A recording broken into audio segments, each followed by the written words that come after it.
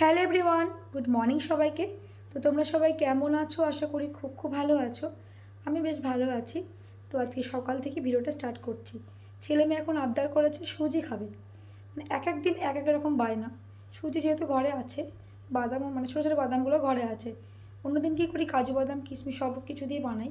তো কাজু বাদাম কিশমিশ শেষ হয়ে গেছে, আনা হয়নি। তো দেখি ওটা দিয়ে এখন বানিয়ে দিই যে বাদামটা আছে। তো চলো দেখি সুজি আগে বার করে রেডি করি। তো ওদের জন্য ব্রেকফাস্ট বানাবো, চলো বানিয়ে নিই আগে। তো রান্নাঘরেতে চলে এসেছি ছেলে মেয়েদের জন্য সুজি বানাবো বলে।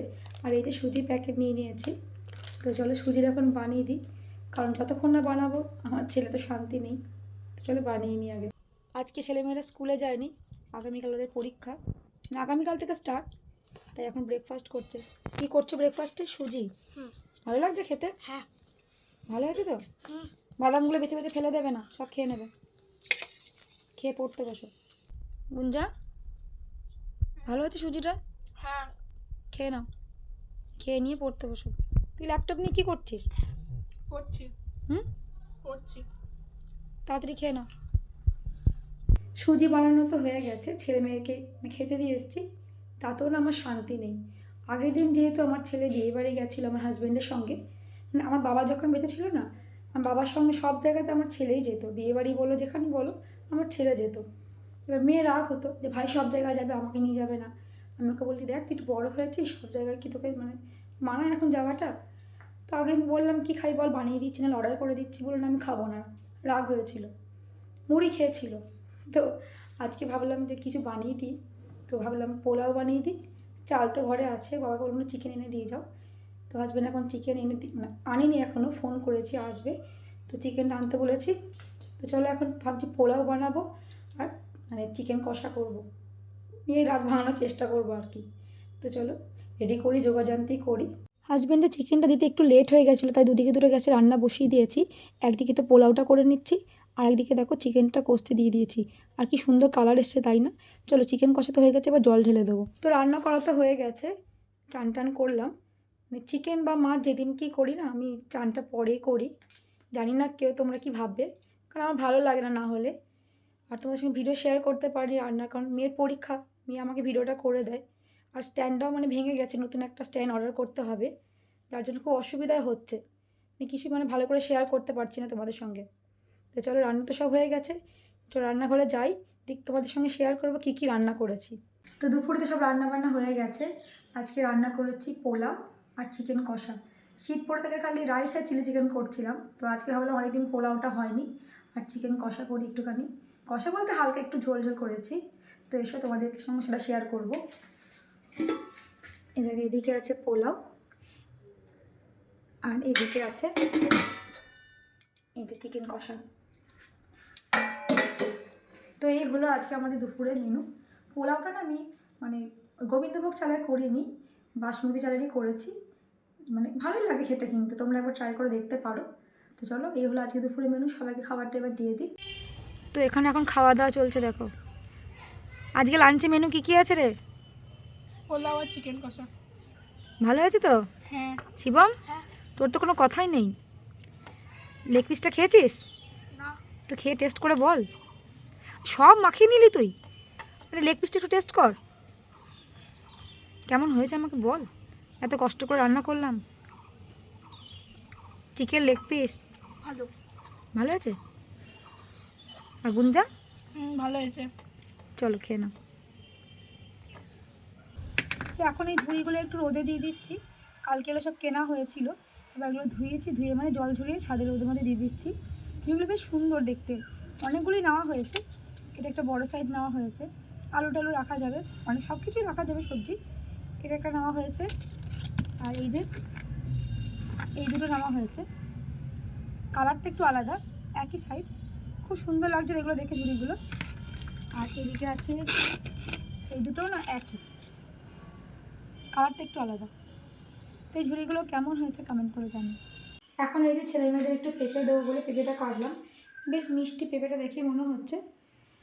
ছেলে বলেছে পেঁপেটা মাখিয়ে দিতে, একটু নুন একটু ঝাল দিয়ে মানে পেঁপে মাখা করে দেবো। তো চলো ছেলেকে মাখিয়ে দিই, ছেলেকে দিতে হবে। সবারই খাওয়া দাওয়া মোটামুটি হয়ে গেছে। আজকে ওর বাবা শুধু পেঁপেই নিয়ে এসেছিলো, চলো পেঁপেটা মাখা করে দিই। তো এদিকে তো ছেলে মেয়েদেরকে পেঁপে মাখা দিয়ে দিয়েছি। ভালো হয়েছে শিবম? মাখাটা ভালো হয়েছে? হ্যাঁ। গুঞ্জা হ্যাঁ ভালো হয়েছে। ভালো লাগছে? হ্যাঁ। খুব একটা ঝাল হয়নি তো? না। ঝাল কমই দিয়েছি। পেঁপেটা মিষ্টি আছে, তার জন্যই ভালো লাগছে। রোজ তো এমনি খাস, তাই ভাবলাম আজ একটু মাখা করে দিই। ঠিক আছে, চল খেয়ে নে।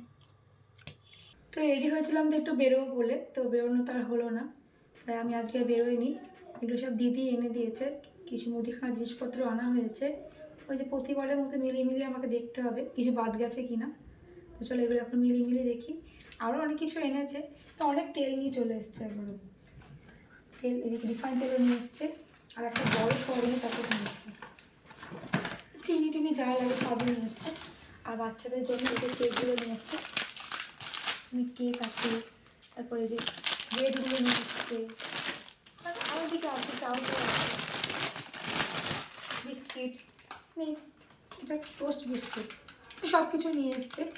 তো চলো এগুলো এখন রেডি করে দিয়ে গেছে বল পাউরুটি। এই পাউরুটিগুলো আমার মেয়ে খেতে ভালোবাসে, এখন এগুলো সব গুছিয়ে রাখতে হবে।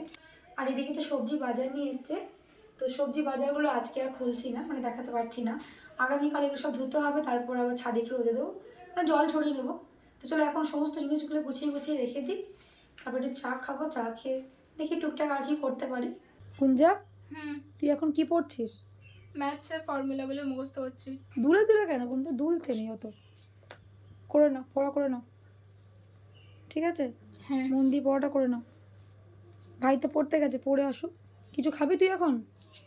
না। এখন বাজে রাত্রি 9টা মতো। সমস্ত জিনিসগুলো মিলিয়ে দেখলাম, তারপর কোটোর মধ্যে ওগুলো ভরা হলো। অনেকটা লেট হয়ে গেছে। ছেলে ওখান থেকে বলছে প্রচণ্ড খিদে পেয়েছে, তো চলো এখন একটু পরোটা বানাবো। আজকে রাতে ঘুগনি করা আছে, শুধু পরোটাটা গরম গরম করলেই হয়ে যাবে। ঘুগনিটা কী বলতো করে রাখা ছিল, রাতে একটু গরম করবো তাহলেই হয়ে যাবে। আর পরোটাটা করে রাখলে তো ভালো লাগবে না, গরম গরম না খেলে ভালো লাগবে না, তাই যখন ওরা খাবে তখনই গরম গরম করতে হবে। তো চলো পরোটাটা করে নিই, তারপর ছেলে মেয়েদেরকে খাবারও দিতে হবে।